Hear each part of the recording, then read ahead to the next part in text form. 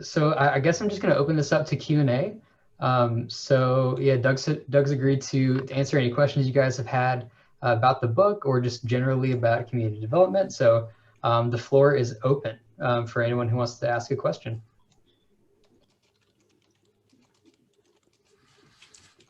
I have a question. In our group, we just discussed the possibility of having food truck nights in our downtown and pop-ups once a month, and that as a means to bring people downtown and show them the possibilities there. My question is, how do you deal with the restaurant owners that aren't in downtown that feel that we are stepping on their toes by having food trucks and other pop-ups distract from their businesses? Yeah, so we face this sort of thing all the time. One, our research that we've done all around North America has shown that the more restaurants you have, the more often people will go eat out. So it's not a direct correlation. You're not actually shrinking the pie, you're growing the pie when you increase the number of options. And so with your food trucks, what you may want to consider or check so that you have some statistics to back it up is having adding more social experiences to that as well. So some places that we've worked with have added some live music to it so that people continue to see what's possible downtown. And the increased number of people, you could show how many people are on the street on a normal evening going to the restaurants and how many people are going once you've increased the socialization. And you're for the most part, you're going to have restaurants that recognize that they're getting more business out of it, but some of them will still be in denial about that because they see the nature of business is to think that everybody that does the same thing or something similar as you is out to destroy you, which is strange because it's sort of equivalent to we worked in one community that they had 3 brew pubs on Main Street, and they were right outside, about 15 minutes outside a big city of over 100,000 people. And we went through and did the downtown analysis and said they need 2 more brew pubs and they need some housing, showed them the locations. They had a perfect place for a park downtown for socialization. So we went through and designed it all. And as soon as the 3 brew pubs saw it, they said, no, that'll kill our business because there's too much competition. And my argument was, could you imagine if Nashville, Tennessee, with 3 live music venues, the 4th one was opening up and they're like, no, that's too much competition. You would have never heard of Nashville. You can't get an economies of scale and grow the pie if you work well together and draw more people down. And we had one community that some of the business owners protested on a normal Saturday afternoon. They probably had a couple hundred people come downtown and go. And they had an event outside a big city. This community is about half an hour away. They had over 13,000 people show up and go down Main Street. And they closed off Main Street. And they had live music at one end and they had kid stuff at the other. And they had brought in the farmers market and community gardens, and 13,000 people on Main Street all day Saturday.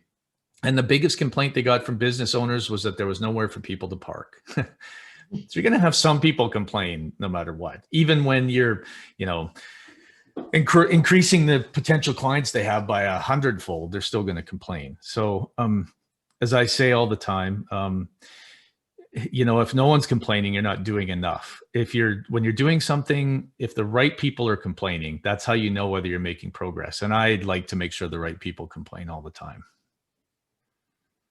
Thank you. If I could add, Valerie, just in my experience with events like that with lots of food trucks, is so many people show up that the food trucks can't keep up and the lines for the food trucks get super long. And then guess what? People are going to overflow into the restaurants because they're hungry and want food.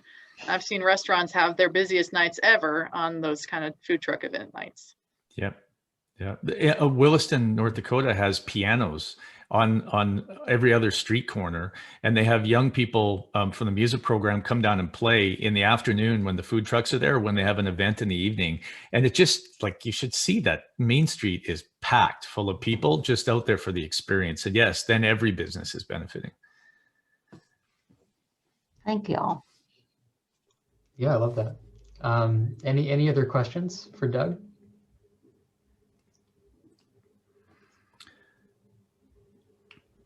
Well, I was wondering what's the.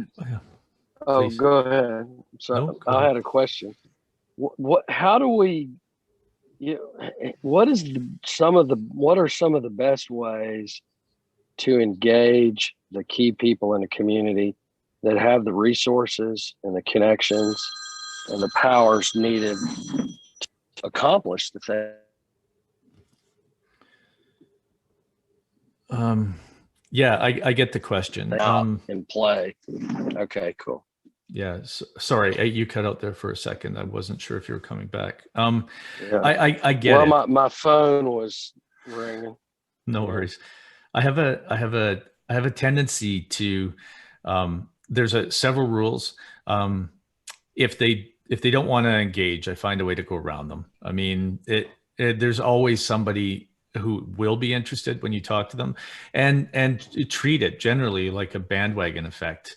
Most people don't want to be the first one on the bandwagon, but once it's going down the street and everybody's jumping on, then they want to be on. So find those first people that will help be the prime movers to get the initiative going, and build up that network. Get them to start to spread the message about what's happening, and don't worry about whether or not they're in a position of power, because most people in a position of power, beholden to the organization they represent, find the people of influence. Because and you can identify them, because when you're at a meeting, when they talk, everyone stops what they're doing.